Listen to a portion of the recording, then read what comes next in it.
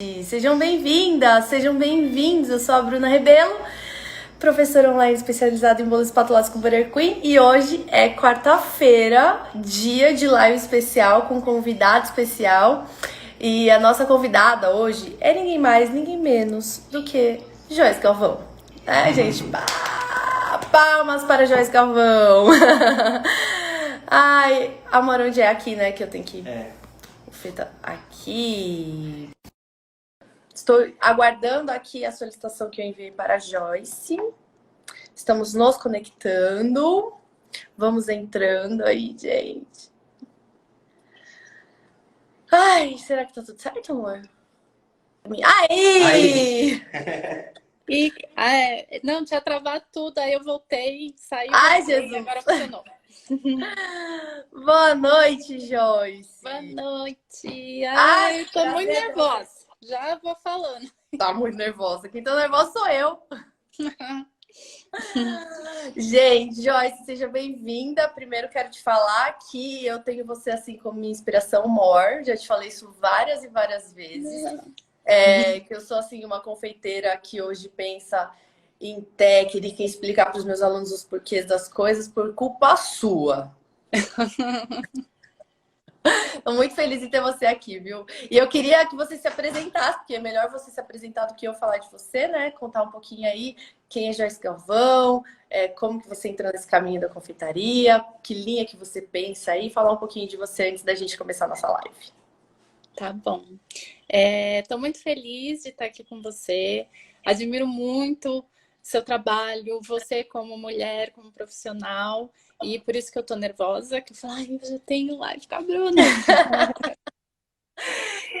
E, bom, eu sou confeiteira, eu escrevi um livro chamado A Química dos Bolos, também sou engenheira de alimentos e eu tenho aí uma carreira de quase 20 anos na confeitaria e eu sempre fui muito conhecida por questionar muito as coisas, trazer muitas questões,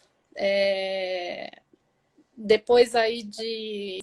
Eu não tenho muito tempo no Instagram. Eu acho que eu comecei no Instagram, sei lá, não sei, uns 5 anos. E hoje eu já estou recebendo um título de polemizar, né? As pessoas estão me chamando de muito polêmica. Não sei por quê. Mas eu gosto muito de questionar. Eu acho que depois que eu fiz eu estudei gastronomia e durante o curso eu tinha muitas questões, muitas dúvidas que os professores não solucionavam ou solucionavam de maneira que não me convencia muito. E aí eu fui para engenharia. Então, eu acabei que juntei essas duas coisas, trouxe para a confeitaria e aí rendeu o livro e rendeu tudo que eu tenho feito hoje. Antes do livro, você tinha a empresa de bolos, né? Tinha, eu tive uma confeitaria, era uma cozinha de produção, né? Não era uma loja aberta, que começou só fazendo bolos. Foi logo que eu casei, eu falei, bom, agora a vida meio que acabou. Tipo, eu preciso definir o que eu vou fazer agora, né? Porque casei, então a vida vai ter que começar a correr, tomar seu rumo. E aí eu pensei, poxa, a coisa que eu mais gosto de comer é bolo. Então eu vou começar por bolo. E aí comecei a fazer bolo simples. O primeiro bolo que eu vendi foi o bolo de cenoura. E assim, eu só vendia bolo de cenoura, na verdade. Acho que foi a primeira receita que eu fiz por um tempinho. Aí depois fui passando para as outras, até começar nos bolos os bolos recheados, decorados. Aí fui pulando para casamento, de casamento eu pulei para docinho, de docinho pulei para torta, até eu engravidar e resolver parar. Aí você parou e viveu só para ela. Aí eu parei, eu entrei numa crise existencial gigantesca. Eu não sabia mais o que eu queria fazer. O livro já estava, na verdade, engatinhado. Só que quando ela nasceu, eu fiquei ali isolada uns 3 meses, sem querer saber de nada. Só querer ficar com a minha filha, cuidar dela. E aí, quando passou acho que os 6 meses, eu voltei. Meio que a chave voltou, ligou de volta. E aí eu fui reescrevi o livro, fui fotografar, entrei naquela. Enfim, eu mergulhei no livro aí por um ano para ele sair. E assim, é o livro. Você sabe que eu indico ele pra caramba, né? Assim, é meu livro de cabeceira. Desde que você lançou e eu ganhei ele, eu ganhei esse livro da minha melhor amiga. Eu coloquei ele debaixo do braço e eu falava, gente, essa mulher é incrível, porque no livro não é um livro de receita de bolo, né? É um livro que te fala o porquê, né, que tá usando bicarbonato e fermento, o porquê da farinha, o porquê. Gente, sério, incrível. Eu tenho certeza que você pensou muito bem nesse livro, porque ele tá ali nos mínimos detalhes, com as fotos mais lindas, e faz a gente pensar fora da caixinha de pensar só em receita, né? Isso é, acho que o mais incrível, é muito difícil, acho que não achei até hoje um livro que me falasse o porquê que tá fazendo aquilo e o seu fala. Por isso que eu falo tanto dele pro pessoal. Eu acho que uma das pessoas que mais indicam o meu livro é você, e eu tenho muito a agradecer. Eu acho muito gostoso isso, eu fico muito lisonjeada, muito honrada. E o livro, eu escrevi justamente por isso, porque quando eu vendia bolo, e, enfim, eu procurava alguma fonte para me inspirar, alguma fonte para eu entender melhor as coisas, eu não encontrava. Eu tenho um monte de livro de bolo, que eu já vendi vários, né? Já doei, já vendi. Livro assim que eu abri e falei, ah, que chato, fechei. E aí eu sempre quis escrever um livro, né? E aí eu falei, bom, vou escrever então esse livro que eu queria tanto que existisse e não existe. E aí foi um processo aí de 4, quase 5 anos para ele sair. Não, foi incrível. Demorou, mas ficou perfeito. Outra coisa, depois do livro veio. Depois do livro, o que veio depois do livro? Enquanto o livro saía, eu estava com um site que era o Essência Studio, que também surgiu por uma reclamação minha, digamos assim. Eu via muita informação na internet na época compartilhada de maneira errada. Hoje ainda tem, mas enfim. Eu falei, bom, eu vou fazer um site. Nesse site eu vou colocar informações, artigos, todos com embasamento teórico, científico, e vou tentar compartilhar uma informação para as pessoas de maneira correta. Só que aí esse site, a programação não estava legal para mim, apesar que as pessoas gostavam muito dele. Ele estava dando um gasto gigantesco. E aí eu resolvi fechar. Falei, vou fechar ele e, enfim, dane-se. Só que eu dava aula em faculdade, eu dava aula em algumas escolas. Então, assim, o site acabou que era um hobby meu, né? Eu só queria pôr a informação lá. Tá. Aí fechei esse site, continuei lecionando. E foi em 2018 que eu fechei. O livro eu lancei em 2017, em novembro de 2017. Aí eu passei... eu fechei o site no início de 2018. Eu passei 2018 meio que em crise. Falando, puxa, o que eu vou fazer agora? Vou só dar aula, mas eu não quero só dar aula. O que eu faço? Eu dava aula em faculdade. Aí... enfim, e dar aula, só abrir um parênteses, dar aula na faculdade também não é assim tão legal assim, porque pelo menos por experiência própria, a galera às vezes está lá, principalmente na faculdade de gastronomia, tá lá para aprender a gastronomia e não gosta da confeitaria. E aí não presta muita atenção na aula. E é uma zona. Você sentiu isso também? Muito. Eu acho que foi uma das coisas que me desmotivaram a querer parar de dar aula em faculdade, foi justamente isso. Eu pegava aluno extremamente desinteressado, então às vezes eu tinha uma turma de 30, 50 alunos e dos 50 só 2 pessoas queriam aprender. E era uma aula que me desgastava muito. Os alunos iam muito mal nas provas, porque, enfim, eu sempre trazia essa questão mais científica para a aula, que os alunos não se interessavam. E assim, era aluno jogando produção no lixo, porque não queria terminar, porque não dava tempo. que não prestava atenção, não calava a boca. Eu falei, ai, gente, Ai, não. Eu quero ensinar para quem quer aprender, né? aham. E aí saí fora e pensei muito. Eu sentia muita falta do site, eu sentia muita falta de escrever. Eu gosto muito de escrever. E aí passei por um tempo analisando, vendo a possibilidade e resolvi reabrir. Hoje eu Uhum. tenho Sobremesa, que é um site que tem conteúdo de confeitaria, tem receita. Chamei algumas pessoas para escreverem, coisa que eu não tinha no Essência. Então eu tenho a Jubianque que escreve, que é uma jornalista que ama confeitaria, e eu acho que do Brasil talvez seja a única que escreva com muita propriedade, assim, que eu conheço, tá?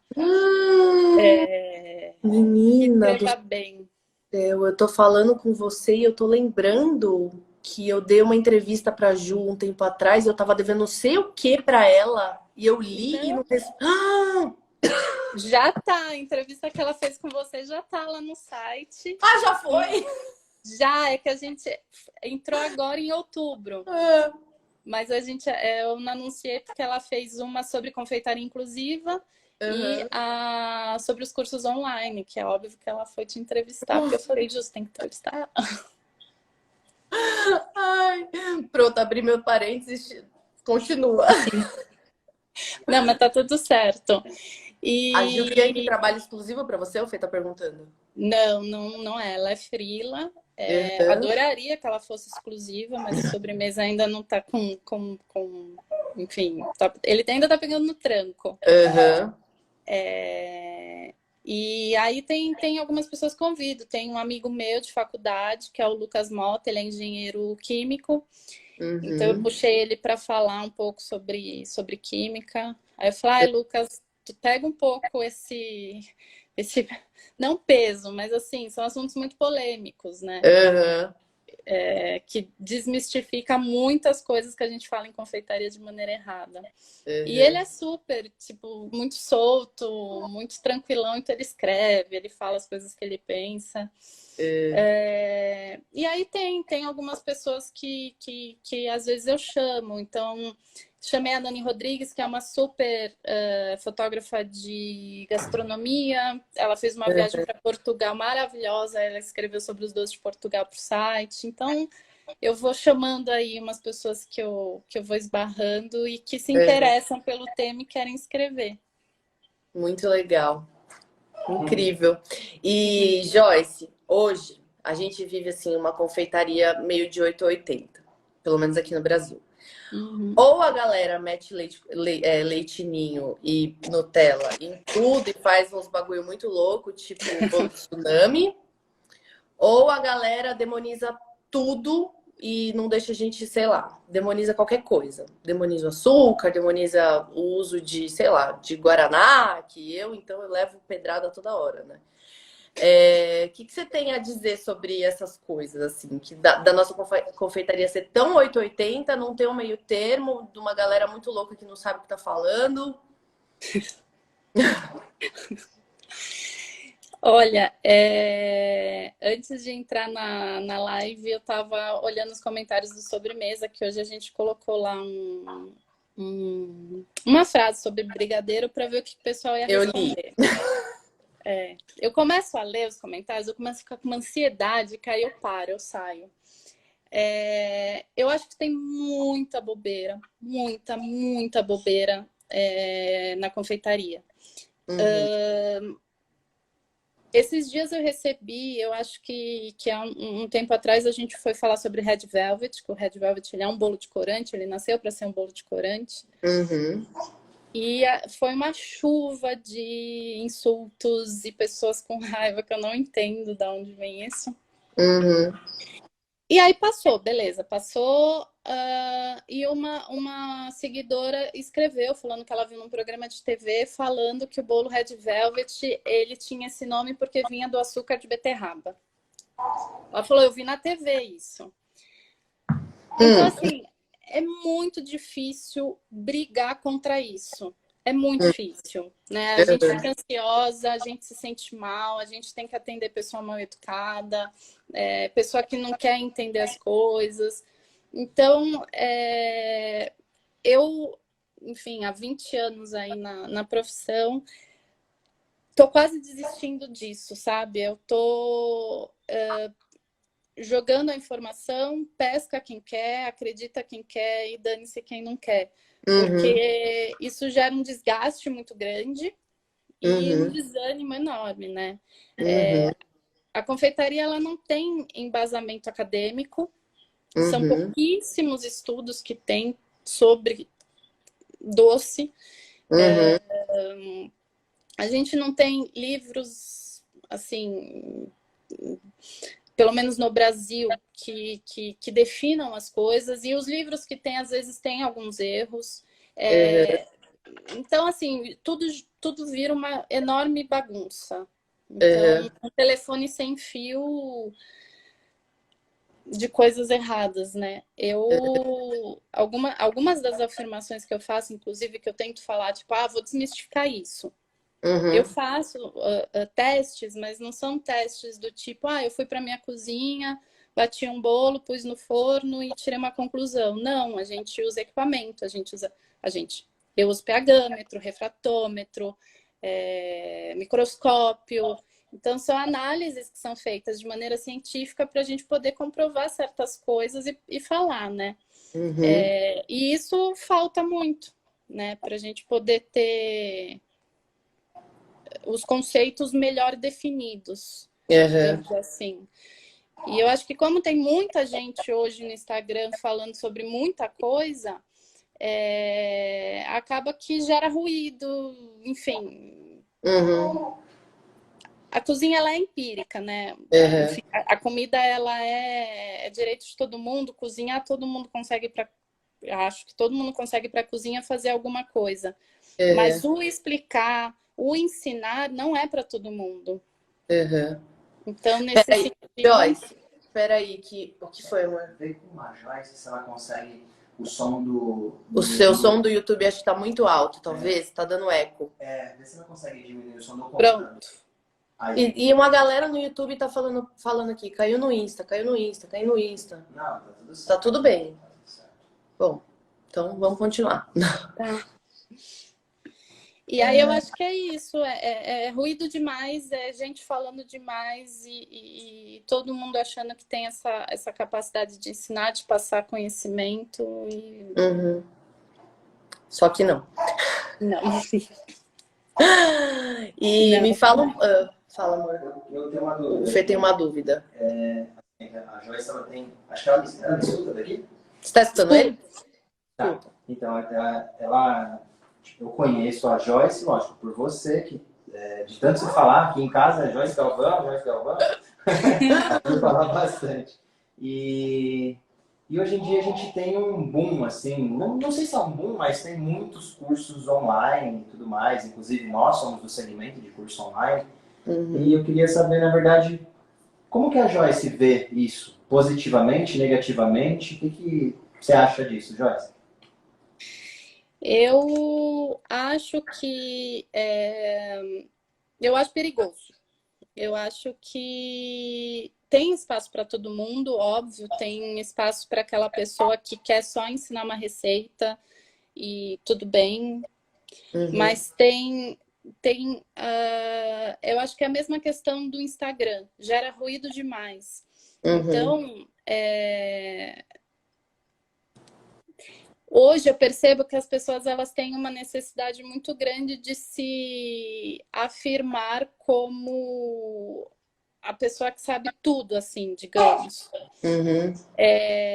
Então, eu acho que fica para a pessoa leiga que quer aprender alguma coisa e aprender corretamente, ela fica muito perdida com tantas opções que estão surgindo, né? Então, por exemplo, eu acho que até a pessoa chegar em você, no seu curso de bolos, que é super completo, que é super bem embasado, ela vai passar por alguns degraus até ela... E vai carregar coisas não tão certas, conhecimentos às vezes errados, e que ela vai ter que fazer a limpa quando ela chegar no teu curso. E aí a gente, como profissional, que, enfim, estudou muito, trabalhou muito, a gente vai ter que quebrar essas pedrinhas que a pessoa carrega. E é muito difícil esse ponto. Às vezes eu pego alunos nos meus cursos também que vêm com informação errada e é muito difícil eu quebrar isso. Eu tenho que falar de uma maneira assim, muito... Como se eu tivesse que provar alguma coisa para esse aluno, até ele entender, testar ele mesmo e ver o que está certo e o que está errado. O pessoal quer que você volte no que a gente fale um pouco de Red Velvet. E eu vi uma pessoa falando aqui nos comentários do YouTube, escrito: as confeiteiras finas aqui na Europa só fazem Red Velvet com açúcar de beterraba. Então vamos voltar aí no assunto do Red Velvet, vamos falar um pouquinho da origem do Red Velvet, por que ele é vermelho, né? Vamos dar falar de um base mais técnico aí pra galera. Tá. A primeira, eu vou fazer uma pergunta para as pessoas. O açúcar, ele é vermelho? Ele é branco? O açúcar de beterraba é branco, né? O que acontece é que a fonte de sacarose na Europa, a fonte do açúcar branco deles vem da beterraba. Aqui no Brasil vem da cana-de-açúcar, tá? Existe muito mito falando que o bolo Red Velvet ele nasceu porque o açúcar utilizado era o açúcar da beterraba. E aí eu pergunto, se o açúcar utilizado era o açúcar da beterraba, esse açúcar é branco, por que o bolo é vermelho? Exato. Existia um bolo que chama Devil's Food Cake, que é um bolo de chocolate. E esse bolo existia, enfim, existem registros em revistas, em concursos nos Estados Unidos de qual é o melhor Devil's Food Cake que tinha. Daí surgiu a FDA, ela proibia alguns corantes nos Estados Unidos e em determinado ano, que eu não vou me recordar agora, ela liberou o corante vermelho. Tá. E aí um cara que tinha, ele chama Adam, se eu não me engano, ele tinha uma empresa de corantes e ele falou, puxa, eu preciso vender corante. Então, o que eu vou fazer para a dona de casa comprar o meu corante? Eu vou pegar a receita do Devil's Food Cake, vou diminuir um pouquinho a quantidade de chocolate, vou colocar o meu corante e vou vender essa receita junto com o meu corante. A dona de casa que faz bolo, ela vai comprar o corante para fazer a receita. E foi assim que as coisas começaram. É um bolo de corante que foi criado para vender corante. A história dele é esta porcaria e todo mundo tem que aceitar. Não é um bolo com uma história muito bonita. É um bolo que nasceu do capitalismo, tá? Americano. Conforme o tempo foi passando, esse bolo ele não era algo muito que os americanos gostavam. Só que em determinado ponto ele apareceu num filme e aí todo mundo começou a amar o bolo e querer no casamento, nas festas e tal. Tem um artigo no Sobremesa, mas ele está fechado para assinantes. Mas nesse artigo eu coloquei todas as fontes de revistas e de livros com o ano no qual o Red Velvet apareceu. Tá? Outro mito que tem em relação a esse bolo é que a reação entre o bicarbonato e o chocolate cria uma reação mágica cheia de purpurina e unicórnio que transforma isso em uma cor vermelha. E não, tá? Para vocês tirarem a prova, pega um pouco de cacau, pega um pouco de bicarbonato, junta os dois e joga água quente. Não vai ficar vermelho, vai ficar marrom, vai ficar preto, inclusive. Então, isso foi um dos mitos que, inclusive, me incentivaram a criar o Essência, na época, né, o site, porque eu achava um absurdo. E eu achava mais absurdo esse telefone sem fio, que alguém falava, aí a pessoa aceitava, aí o outro falava e ia falando, até, por exemplo, chegar em quase 2021 e as pessoas ainda falando isso. Não é um bolo de beterraba, tá? Mesmo porque a beterraba ela tem um pigmento, a betalaína, que ela é muito instável em pH e temperatura. A farinha branqueada, ela tem um pH que vai reagir muito pouco na massa, que não é a culpa dela se a betalaína vai ficar nem fica vermelha, né? Ela fica arroxeada. E aí a grande questão é que esse monte de informação passada de maneira errada doutrinou muito a cabeça das pessoas. E mesmo esse artigo, que no essência ele estava aberto para qualquer pessoa acessar, as pessoas duvidavam, mesmo a gente tendo embasamento histórico, científico, com um engenheiro químico escrevendo sobre, as pessoas não querem acreditar nos fatos, né? Então é muito difícil manter isso. É que assim, a gente não tá proibindo ninguém de fazer o Red Velvet com corante de beterraba, gente. Façam aí o Red Velvet com corante se vocês quiserem. Quer fazer com corante de beterraba, faz. Quer fazer com corante da indústria, faz. A Joy só tá explicando como surgiu o Red Velvet, né? Porque tem um monte de gente que fala... Eita, peraí que o bicho pegou aqui. Tchau. A gente só tá falando que surgiu disso, porque tem muita gente que fala, meu Deus... corante é horrível, açúcar é horrível, é tudo horrível. Isso só tá explicando o caminho, né? Da onde surgiu aí o Red Velvet. Exatamente. E é o que eu falei quando surgiu essa questão lá no sobremesa. Falei para as pessoas, gente, só tô dando a informação, que vocês vão fazer com ela é problema de vocês. Se vocês quiserem continuar falando errado, pode falar. Mas pelo menos eu tô passando aquilo que foi estudado. Então falamos da polêmica do Red Velvet, que a gente não tá proibindo ninguém de fazer com corante de beterraba, que a Joy só está explicando como surgiu o Red Velvet, né? Exatamente. Assim, eu acho que cada um tem sua opinião e tem aquilo que acredita, né? Eu, pela minha experiência, pelos meus estudos, eu acho que o bolo Red Velvet com beterraba, tudo bem quem não gosta do corante, quem tem alergia e que quer, né, você quer incluir essas pessoas para comer o bolo Red Velvet vermelhinho, bonitinho, eu acho super tranquilo. Mas que todo mundo tenha consciência do que ele é, para que a gente possa modificar, né, e enfim, é sempre importante a gente conhecer a nossa raiz para a gente poder evoluir, né? Então, ficar falando que o bolo Red Velvet veio da beterraba já é demais, né? Sim. Ai, vamos falar de outra polêmica?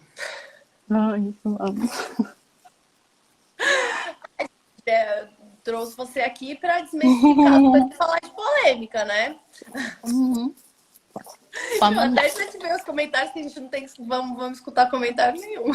Ai, depois eu quero ver os direct das pessoas. Ai, vamos falar do bolo tsunami? Vamos. O que você acha desse bolo aí que criaram? Porque vivem perguntando desse bolo para mim, já inclusive pediram para eu ensinar esse bolo e eu quase fui um troço. Pois eu acho esse bolo uma grosseria sem fim. Por várias questões. A primeira coisa é que me incomoda muito o nome. Eu acho que tsunami é uma desgraça, que fez mal para muita gente, destruiu regiões, e eu não gosto. Eu acho que traz uma imagem ruim para algo que deveria ser muito bom. Algumas pessoas falam, Joyce, mas nome... E o que tem nome? Tipo, tem o bolo nega maluca, por exemplo. Aí eu falei, sim, é outro nome que deveria ser repensado, porque é um nome que ofende algumas pessoas. Pelo menos a Tássia Oliveira, que é uma confeiteira maravilhosa, ela escreveu e falou, Joyce, o nega maluco eu acho um nome horroroso. Eu adoro o bolo, mas o nome é ofensivo.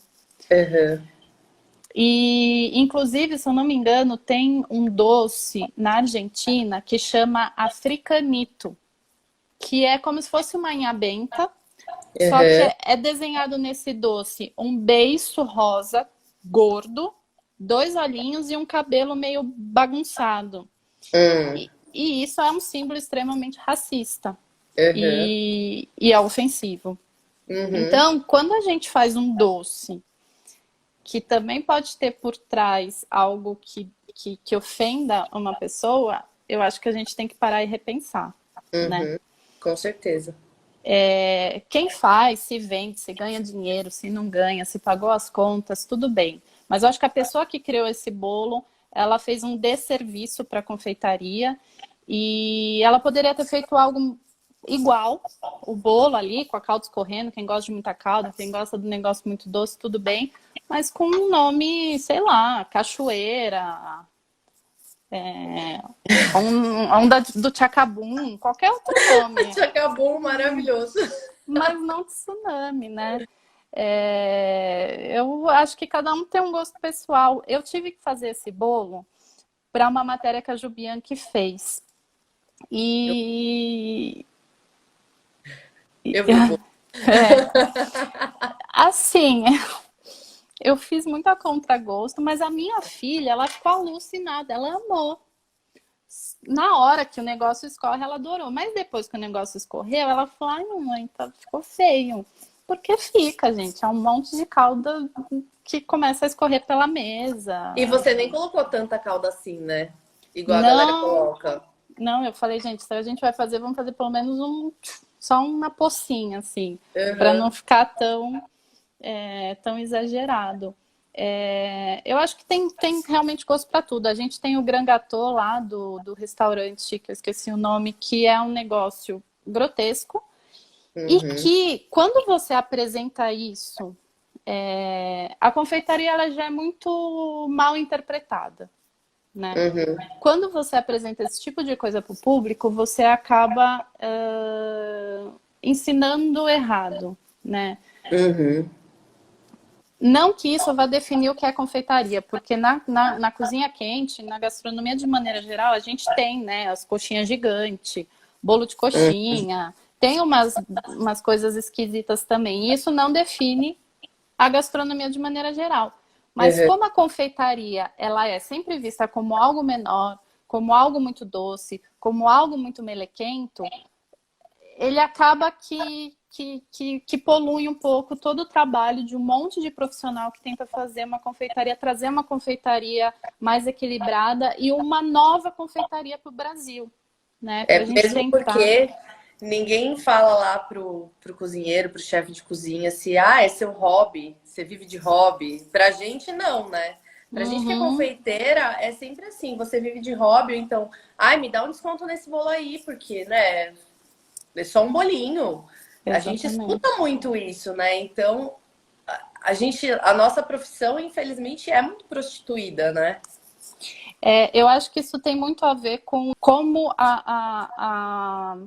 não confeitaria, que esse termo eu acho que no início ali da colonização nem existia confeitaria. Confeitaria é algo no Brasil de muito atual, uma coisa meio anos 50, 60. Ela sempre, depois que o açúcar virou uma especiaria barata, que era do povão, que a nobreza já não queria mais, então começou-se a falar mal do açúcar, era um produto que as escravas faziam doces para vender e tentar conseguir o dinheiro para sua alforria. Então, daquele momento até hoje, a gente carrega isso.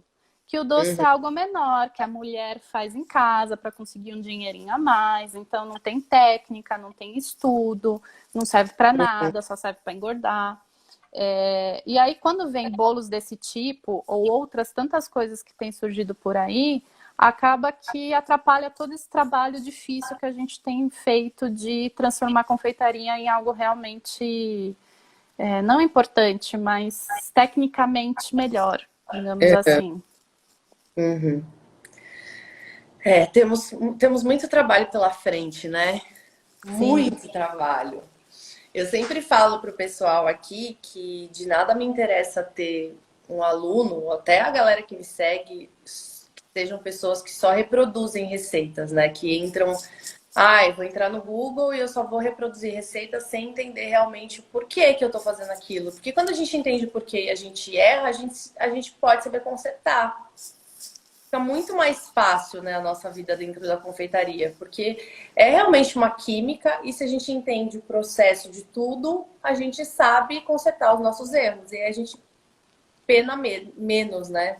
Sim, e perde menos tempo também, né? Porque mesmo que você erre, a hora que você erra, você fala, putz, eu fiz isso aqui, não devia ter feito, vou refazer e se acerta. Ao invés de fazer 20 vezes o negócio até você fala, desisti, não aguento isso, tá tudo errado. Eu lembro que a primeira receita que eu fiz, que eu peguei uma receita na internet, Era uma torta que ia uma glaçagem de chocolate. Mas antes de fazer a glaçagem de chocolate, tinha que fazer uma mousse de chocolate. E eu não entendia nada, né? Fiz gastronomia e não prestei nenhuma atenção na aula de confeitaria.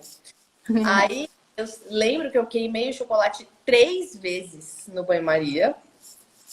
E eu falava, meu chocolate tá ruim, eu não consigo fazer isso daqui.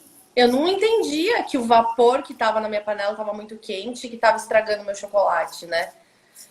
E assim, se a gente entende, né, essas coisinhas, a nossa vida ia ficar muito mais fácil. A gente ia perder menos receita. Exatamente.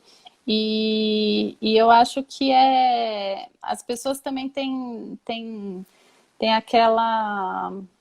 Ai, me fugiu a palavra, mas sempre falam, confeitaria é muito difícil. Por exemplo, no MasterChef, cara, quando tem prova de confeitaria, porque confeitaria, que eu não sei fazer. E aí sai um monte de coisa mal feita por profissional ou por amador, né?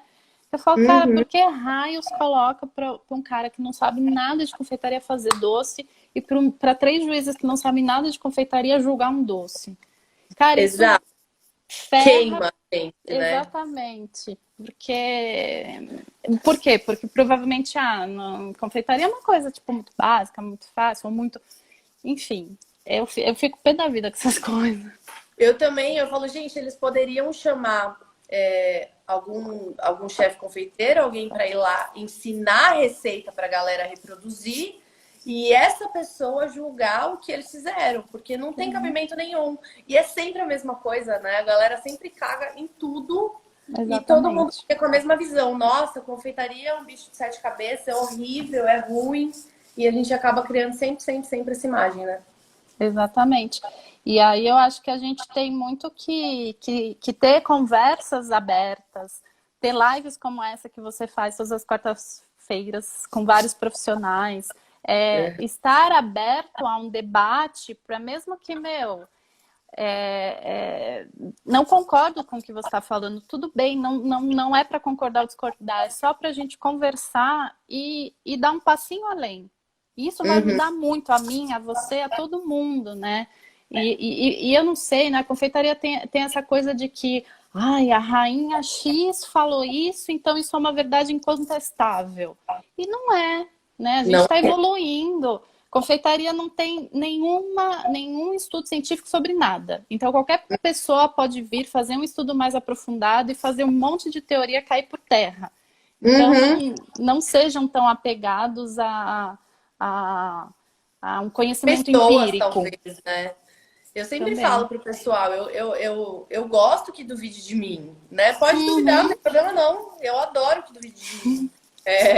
Pode duvidar, vai lá pra sua cozinha, testa, faz diferente. Falar assim, a Bruna falou X, vou fazer Y, vou testar também pra saber, né? A gente nunca tem a verdade absoluta e eu acho que a galera tem que ter isso na cabeça, que ninguém tem a verdade absoluta e que é importante a gente, né, ir fazer do nosso jeito e talvez saber diferente, né?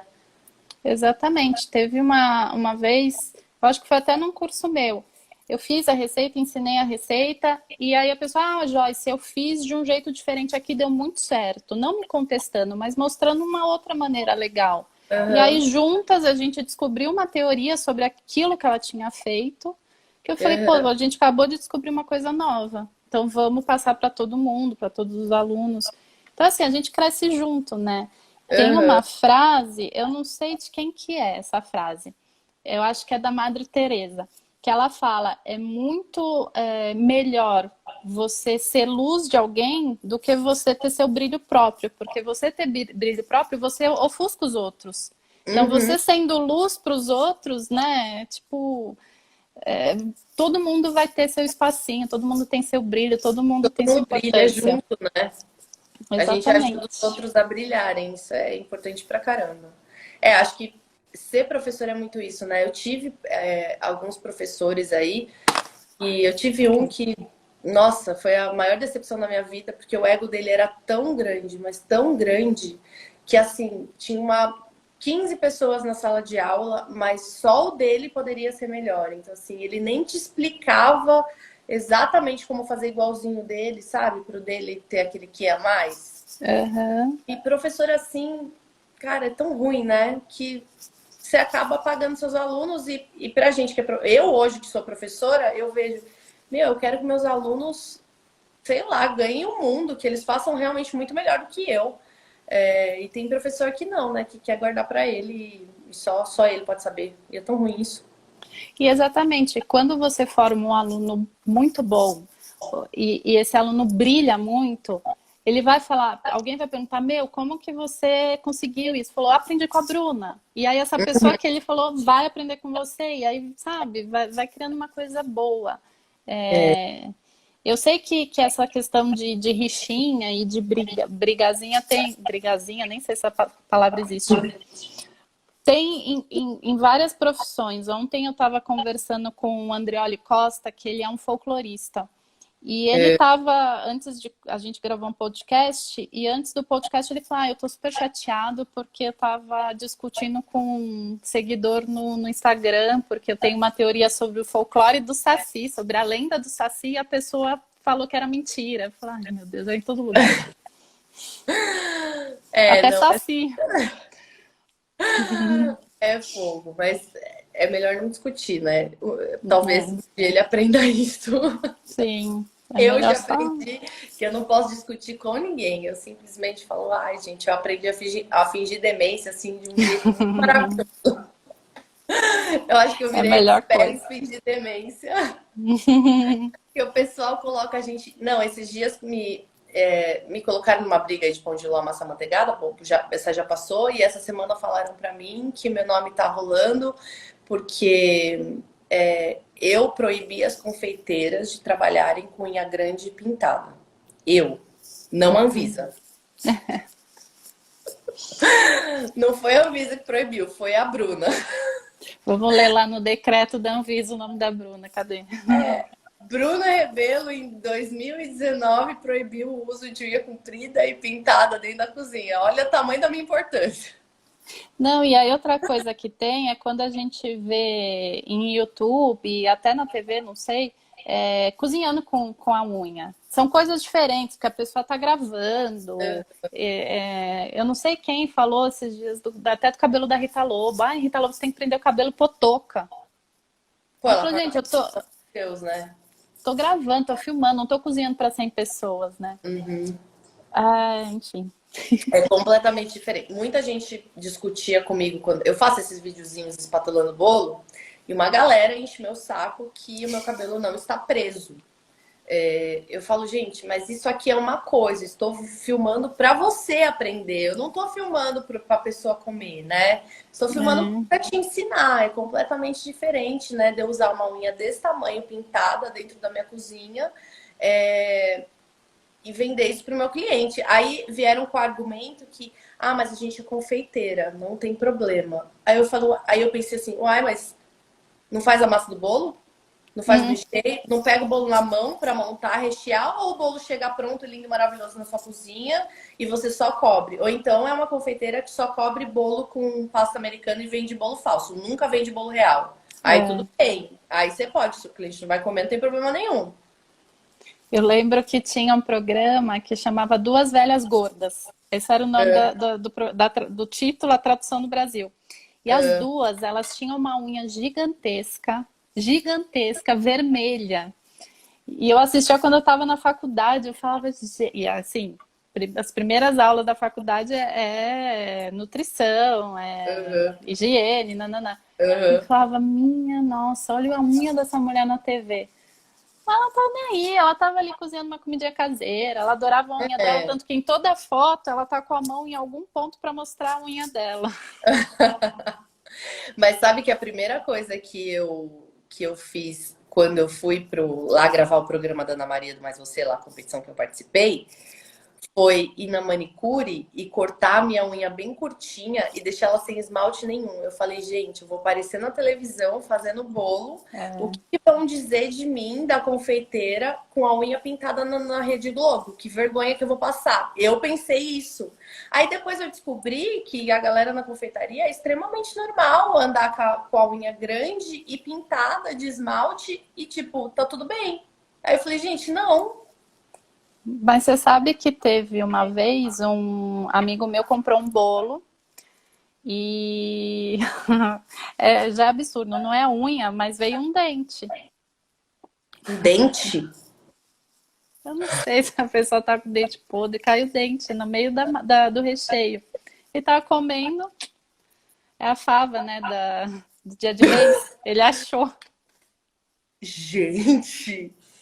Nossa, E choquei. assim, de uma marca super importante, que fabrica assim, em chão de fábrica, não é uma coisa caseira. Uhum, Então, trabalhei também, eu trabalhei em indústria que fazia especificamente doce, confeitaria, uhum, e era tudo muito solto também.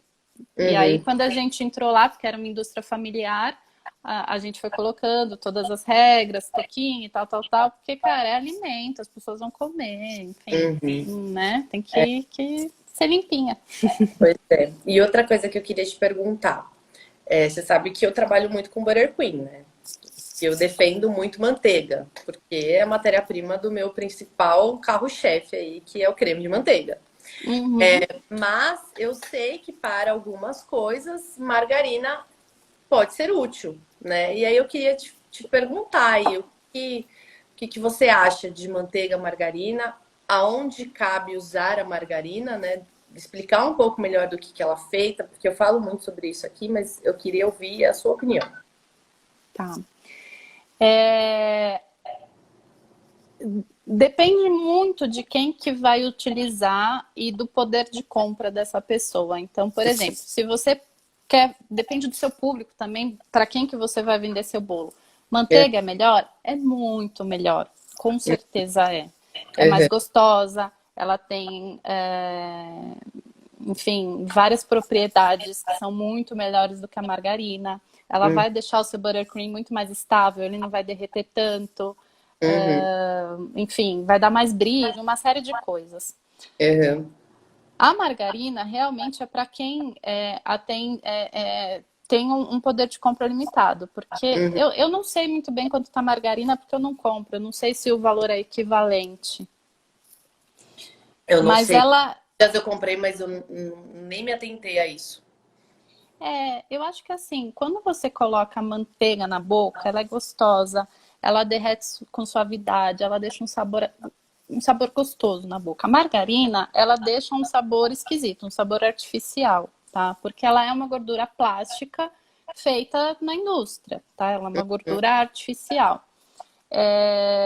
Em termos de saúde, todo mundo sabe o que a margarina faz. Ela não é boa, enfim. uhum. Mas tem E alguma receita que é melhor a gente usar margarina do que a manteiga? Ela entra, assim, em alguma coisa que seja, nesse caso aqui é melhor você usar margarina do que a manteiga?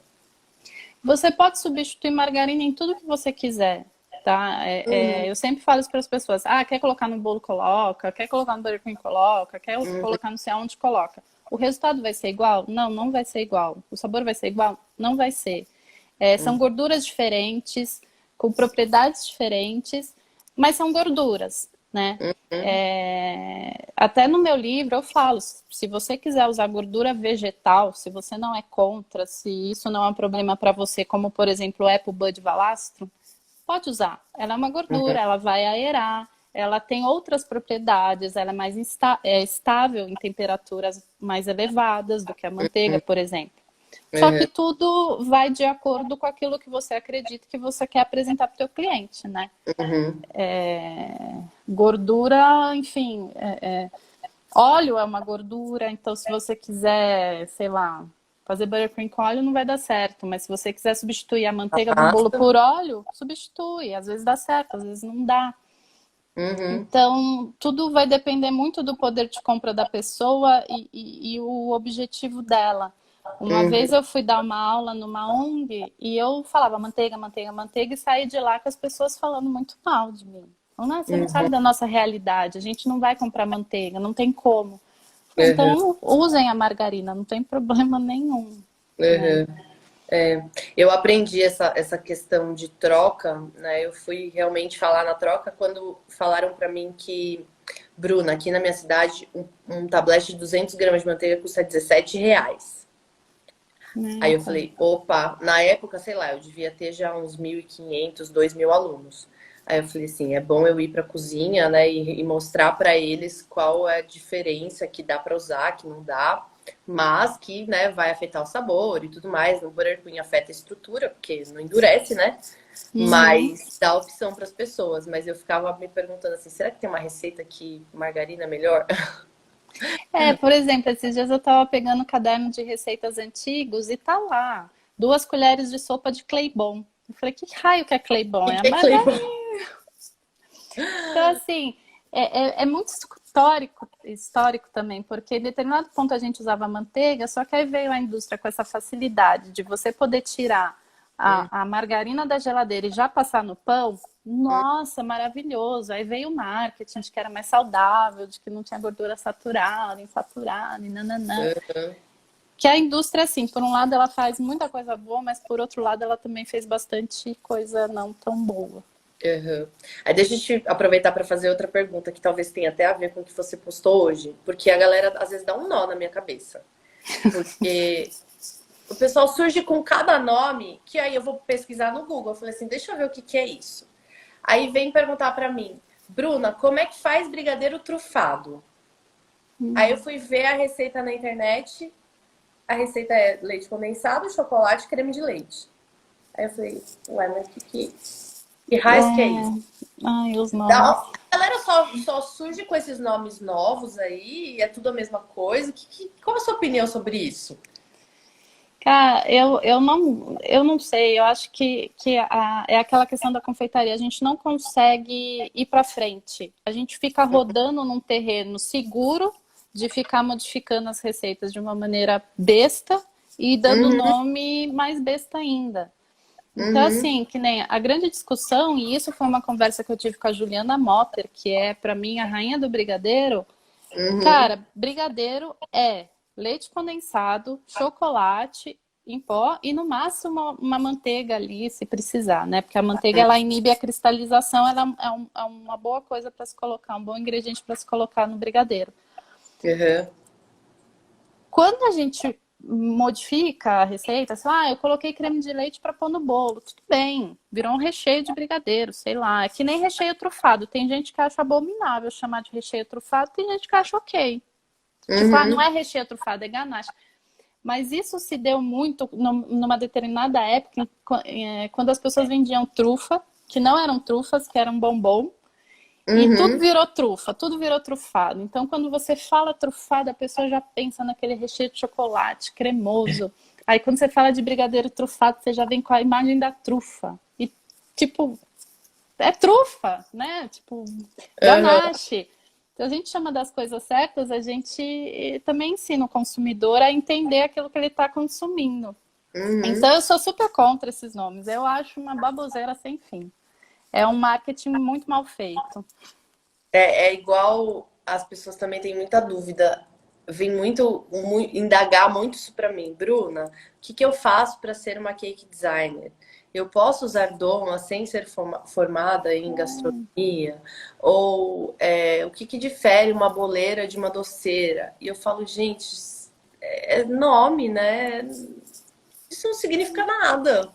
Não, até hoje os chefes, eles estão tirando a doma e usando camiseta na cozinha com avental. Porque é um negócio quente, todo mundo morre de calor na cozinha. Então, eu acho que Exato, é só um uniforme. exato. Ai, Joyce. Ai, gente, fiquei muito reclamona nessa live. Não, mas a gente queria falar um pouco mesmo de polêmica, né? Seria bom saber um pouquinho da sua opinião sobre isso. E você é uma pessoa que entende tanto, né? Mas você quer falar de alguma outra coisa que a gente não falou? Não, eu acho que assim, quando eu falo de algo de uma polêmica, digamos assim, eu tenho muita certeza da minha opinião, porque eu estudei muito para ter essa opinião, mas ao mesmo tempo eu também estou aberta a talvez mudar de opinião, se eu achar que realmente, não, deixa eu analisar isso aqui direito.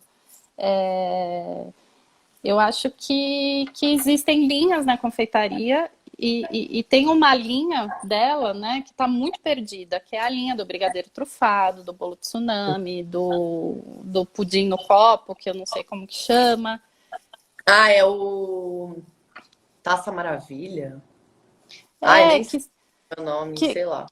Que, assim, são produtos que atendem um público específico e são feitos por um público específico. Só que existe uma parcela da confeitaria que a gente precisa ter ela muito bem formada para que ela possa seguir aí adiante, para que a confeitaria siga evoluindo e melhorando, né? Então, assim, tem espaço para todo mundo, tem gosto para todo mundo, tem, enfim, opinião para tudo, e aí cabe a cada um escolher a sua. É, a sua linha, né? Eu acho que assim, tem espaço mesmo para todo mundo. Eu tenho a minha linha, você tem a sua, a fulana tem a sua, e tem público para todo mundo, porque se não tivesse público, a galera não ia estar vendendo bolo de tsunami a rodo.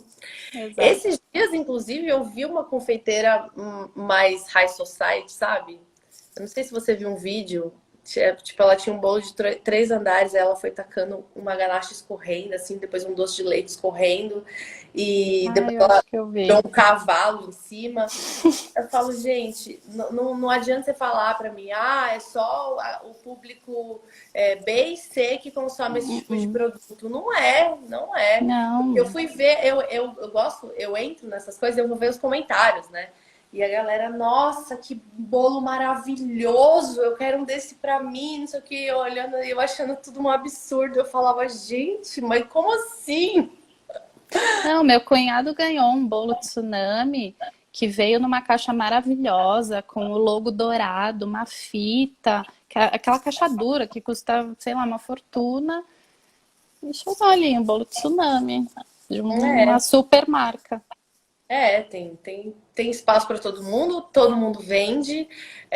Assim, a gente tá aqui só para. Eu acho que, assim, profissionais como eu e você, a gente está aqui só para mesmo trazer uma pulguinha atrás da orelha, sabe? Fazer você pensar só um pouquinho fora da curva, né? Vamos pensar além do bolo tsunami, o porquê das coisas, né? Vamos entender realmente por que eu tô fazendo aquilo. E, né? Às vezes a gente entendendo, pode ser que a gente mude de opinião, faça um pouco melhor. E construa a sua própria identidade, né? Que eu acho que também isso é uma busca de todo mundo. Ter uma assinatura própria e criar seus doces. Com certeza. Ai, muito legal, Joyce. Adorei falar com você, como sempre. Eu Obrigada. também. Só deixar claro para o pessoal que a gente tá, assim, a gente abriu uma discussão, que são opiniões diferentes, mas que a gente está aqui realmente para vocês, para fazer vocês pensarem, né? A gente não está abominando, a gente não está falando mal, a gente está tentando criar uma linha de pensamento para todo mundo, né?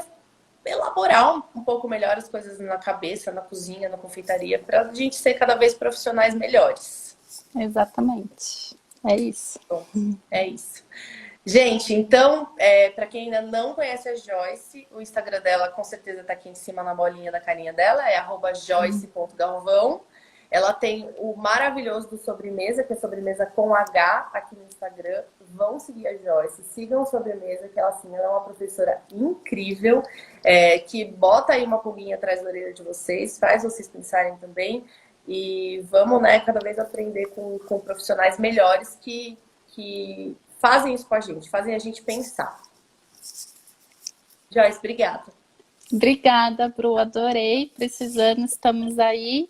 E um beijo para todo mundo, gente. Paz. Paz. Beijo. Beijo. Tchau. Tchau.